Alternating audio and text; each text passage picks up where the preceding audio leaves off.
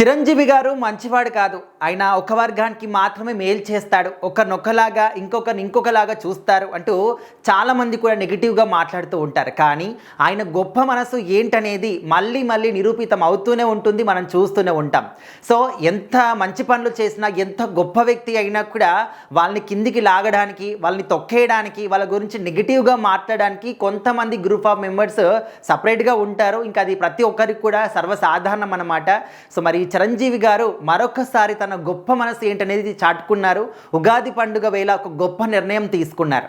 So ఇప్పటికే చిరంజీవి గారు తన బ్లడ్ బ్యాంక్ ద్వారా కావచ్చు, ఐ బ్యాంక్ ద్వారా కావచ్చు, ఎంతో మందికి, లక్షలాది మందికి కూడా ప్రాణదానం చేస్తూ ఉన్నారు. సో ఇంతకన్నా గొప్ప విషయం ఏం కావాలి? సో నార్మల్గా మనము అంటే ప్రార్థన చేసే పెదవుల కన్నా సాయం చేసే చేతులు మిన్నా అని చెప్పేసి చాలాసార్లు వినే ఉంటాము.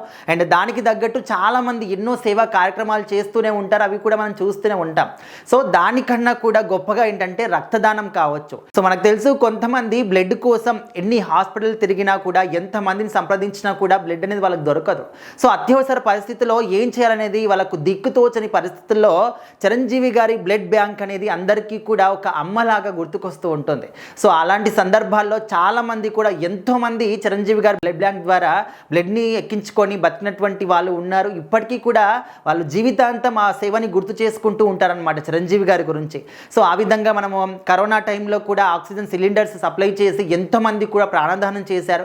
ఇప్పటికీ కూడా ఆయన దగ్గరికి ఎవరు వెళ్ళినా కూడా అన్నదాత అని చెప్పేసి వెళ్ళినప్పుడు ఖచ్చితంగా కడుపు నిండా అన్నం పెట్టి వాళ్ళకు ఎలాంటి రిక్వైర్మెంట్స్ ఉన్నాయి వాటిని తీర్చే పంపుతారు తప్ప ఎక్కడా కూడా నా దగ్గర లేదు, నాతోని కాదు అనే మాట చిరంజీవి గారి నోటి నుంచి రాదు. సో ఇప్పుడు ఉగాది పండుగ సందర్భంగా ఒక గొప్ప నిర్ణయం తీసుకున్నారనమాట. ఇప్పటికే ఇన్ని సేవలు చేస్తున్న ఆయన మరొకసారి ఇంకొక అడుగు ముందుకేసి, సో ఇక మీదట పేద విద్యార్థులు ఎవరైతే ఉంటారో, చదువుకోలేని పరిస్థితుల్లో ఎవరైతే ఉంటారో వాళ్ళకి కూడా చేయూతనిచ్చి చదువుకోవడానికి సహాయం చేస్తాను, నేనే చదివిస్తాను అనే విధంగా కూడా తన గొప్ప మనసుని మరొకసారి చాటుకున్నారు. సో చాలా తక్కువ మంది ఉంటారు. మనకు తెలుసు, కొంతమంది ఎన్ని డబ్బులున్నా, ఎన్ని కోట్ల ఆస్తి ఉన్నా కూడా చిన్న హెల్ప్ చేయడానికి వెనక ముందు ఆడుతూ ఉంటారు. కానీ చిరంజీవి గారు అలా కాదు. ప్రతి ఒక్క సామాన్యుడి బాధ కూడా ఆయనకు తెలుసు. ఎందుకంటే ఆయన పుట్టుకతోని మెగాస్టార్ కాదు. ఎన్నో కష్టాలు పడి, ఎన్నో అవమానాలు చూసి, ఎన్నో సంవత్సరాల చెమట కాచిన తర్వాత ఈ యొక్క స్థానం అనేది ఆయనకు వచ్చింది. అందుకోసం అని చెప్పేసి ప్రతి ఒక్క ఆర్టిస్ట్ని కానీ, టెక్నీషియన్ని కానీ అందరినీ కూడా సమభావంతో చూస్తూ ఆయన గొప్ప మనసు ఏంటనేది, మెగాస్టారు మన తెలుగు సినిమా ఇండస్ట్రీ మొత్తానికి కూడా బాస్ అనే విధంగా ఇప్పటికీ కూడా చలామణి అవుతూనే ఉన్నారు.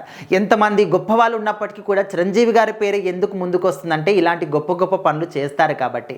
సో ప్రతి ఒక్కరు కూడా చాలా చాలా హ్యాపీగా ప్రశంసిస్తూ ఉన్నారు చిరంజీవి గారు తీసినటువంటి ఈ నిర్ణయాన్ని. ఎందుకంటే ఎన్ని దానాలు చేసినా కూడా అరిగిపోతూ ఉంటాయి. డబ్బులు కావచ్చు, అన్నమైనా కావచ్చు, లేదు. బట్ చదువు దానం అనేది నిజంగా వాళ్ళకు ఒక గొప్ప ఫ్యూచర్ని ఇచ్చిన వాళ్ళు అవుతారు.